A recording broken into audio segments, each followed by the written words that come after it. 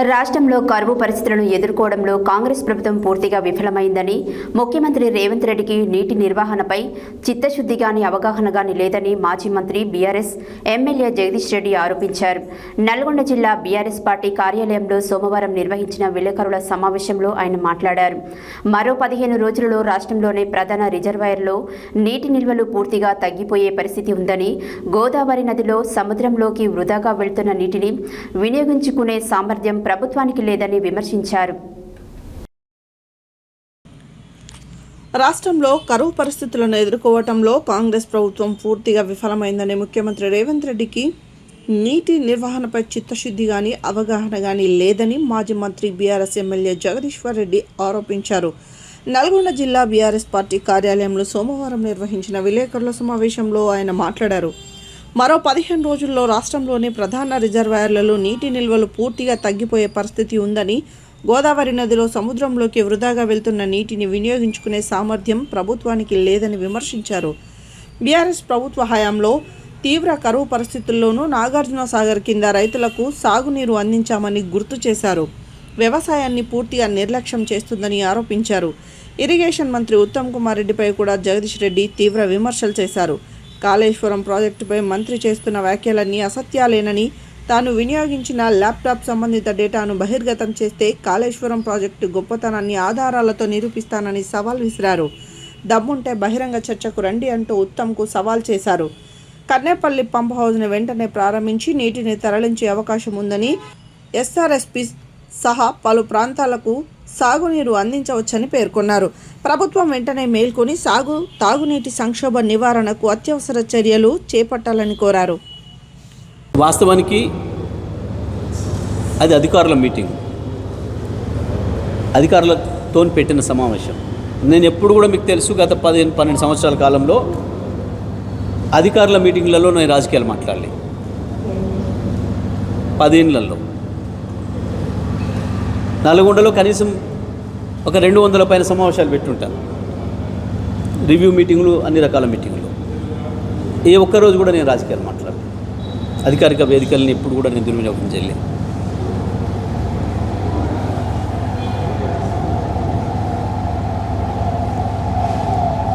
నిజమే, ఉత్తమ్ కుమార్ రెడ్డికి నాతోనే మాట్లాడాలంత కోరుకుంటే మరి నేను వస్తున్నప్పుడు అనాల్సి ఉండే. పవర్ పాయింట్ ప్రజెంటేషన్ చేసినా నేను మాట్లాడితే నీకు కూడా అవకాశం ఇస్తా ఉండు అంటే ఉంటుంటే. ఇప్పుడు మళ్ళీ చెప్తున్నా కదా, నేను నువ్వు రమ్మంటే రేపు హుజూర్నగర్లో ఇస్తానన్నా వస్తా, సూర్యాపేట కలెక్టరేట్లో పెట్టి ఇస్తానన్నా వస్తా, నువ్వు హైదరాబాద్లో పెడదామన్నా వస్తా, కన్నేపల్లి పంప్ హౌస్ పోదామన్నా వస్తా. ఒకటే నీకు కావాల్సిన, నీ దగ్గర ఉండాల్సిన నిజాయితీ.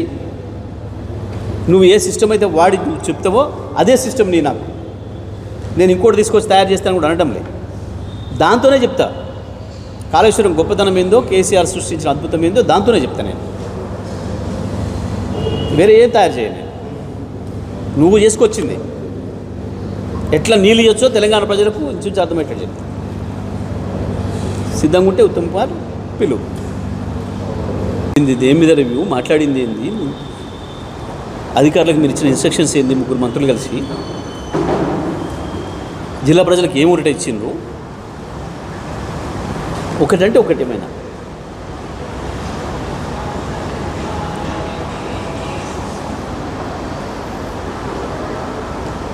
ఇప్పటి వరకు వాళ్ళ జీవితంలో ఒక్క చెట్టు నాటలే,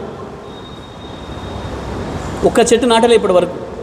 ఆనాడు మీరు అందరూ చూసారు, ప్రభుత్వం వచ్చిన మొదటి రోజు నుంచి మొదలు పెడితే కేసీఆర్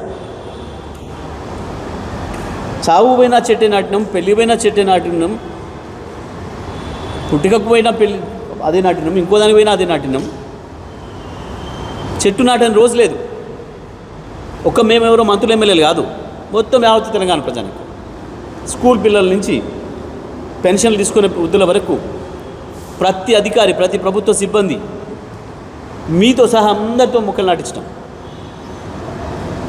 వాటి గొప్పతనం ఏందో, వాటి అవసరం ఏందో కేసీఆర్ ప్రపంచానికి చెప్పిండు. దాన్ని కూడా ఒక ఉద్యమంలాగా చేసినాం. కానీ ఇవాళ మీరు దుర్మార్గంగా అద్భుతంగా ఏదైనా చెట్లను కొట్టేస్తున్నారు, నరికి పడేస్తున్నారు ఎక్కడికక్కడ.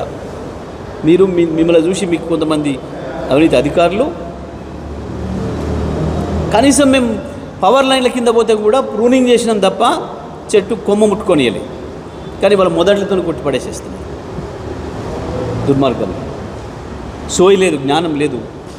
రేపటి భవిష్యత్తు, రేపటి తరాల కొరకు మనం ఇప్పుడు నిర్మాణం చేయాలన్న విజన్ లేదు. కానీ అవే 4 చెత్త మాటలు. ప్రతిపక్షంలో ఉన్ననాడు చేసిన పని మళ్ళీ ఇప్పుడు కూడా చేస్తాం. ఆనాడు మేము చెప్పిన అబద్ధాలను నమ్మిన ప్రజలు 100 సార్లు చెప్తే ఈసారి 1,00,000 సార్లు చెప్పే ప్రయత్నం చేస్తామని ఒక మూర్ఖ దాంట్లో పోతున్నారు. కానీ మీరు ప్రభుత్వంలో ఉన్నారు, బాధ్యతల్లో ఉన్నారు. నిజమే, నన్ను అడుగుదాం అనుకున్నాడు ఒక ఎమ్మెల్యే. తర్వాత నేను వచ్చాక అన్నాడట, ఈ ఇద్దరు మంత్రుల అజ్ఞానంతో పాటు ఆడున్న ఒక ఎమ్మెల్యే, మేము బసవాపూర్కు నీళ్ళు ఇస్తాం అడుగుదాం అనుకుంటే లేడు కదా అని. నేనున్నా బసవాపూర్కు కూడా నేను నీళ్ళు ఇస్తా, కన్నేపల్లి పంప్ హౌస్ మాకు అప్పచెప్పి,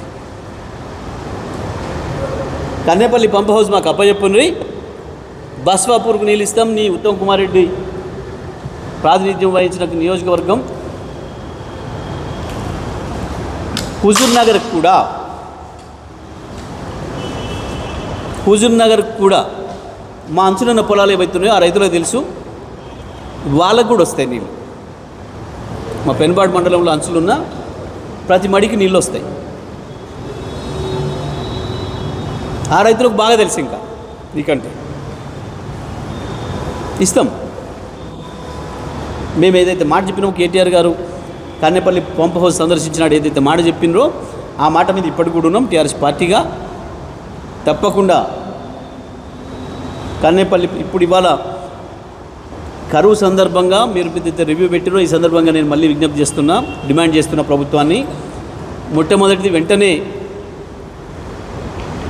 కన్నేపల్లి పంపును ప్రారంభం చెయ్యాలి. ఉన్న నీళ్ళని, ఇప్పుడు పోతున్న నీళ్ళని ఇప్పటికైనా తీసుకోవాలి. ఇప్పటికే 150 పైగా టీఎంసీ నీళ్ళు కింద సముద్రం పాలు చేసిండ్రు. ఇప్పటికైనా వస్తున్న నీళ్ళని ఎత్తాలి. రేపటికి హైదరాబాద్ నగరంతో సహా మొత్తం తెలంగాణలో ఆ 7 జిల్లాల సాగునీళ్లకు, మంచినీళ్ళకు, తాగునీళ్ళకు కూడా కావాల్సిన ఏర్పాటు చేయాలి. మరొక వైపు కృష్ణ కింద కూడా సాధ్యమవుతుంది, కానీ ప్రభుత్వం తప్పించుకుంటుంది. కేవలం వేల కోట్ల రూపాయలు పవర్ బిల్ అవుతుంది అని చెప్పి పవర్ బిల్ కట్టడం ఇష్టం లేకనే మోసం చేస్తుంది ప్రభుత్వం. వాస్తవానికి కేసీఆర్ గారు తను కట్టిందే ఇటువంటి కరువు కాలం కొరకు. ప్రత్యేకించి కన్నెపల్లి కావచ్చు, సుందిల్న అన్నారం కావచ్చు, వాటిని నిర్మాణం చేసిందే పైనుంచి గోదావరి రానప్పుడు, ఎస్ఆర్ఎస్పి పైనుంచి వెళ్ళి వరద రానప్పుడు ఇవి ఉపయోగపడుతుంది ఇది ఆపత్కాలంలో అని చెప్పి ప్రాణహిత మీద తీసుకొచ్చి కట్టిందే ఈ కాలం కొరకు. ఇప్పటికే 150 టీఎంసీల నీళ్ళని మీరు పోగొట్టినరు. వాస్తవానికి మేము చెప్పిన మొదటి రోజు నుంచే కనుక కన్నెపల్లి దగ్గర నీళ్ళు ఎత్తడం మీరు ప్రారంభిస్తే ఈ పాటికి ఆ 7 జిల్లాలలో ప్రతి చెరువు నిండా నీళ్లుండేది, ప్రతి చెరువు మత్తడి దునికేది. 150 టీఎంసీల నీళ్ళు అంటే ఇప్పుడు దాని కింద మనం కట్టుకున్న మొత్తం కొత్త ప్రాజెక్టులు, పాత ప్రాజెక్టులు, Baswapur, Gandhamalla, Kondapochamma, Mallanna Sagar, Ranganayaka Sagar, Annapurna Sagar, lower Maneru dam, upper Maneru dam, దాంతోపాటు మొత్తం వరంగల్ జిల్లాలో ఉన్న మైలవరం, బయ్యన్నవాగు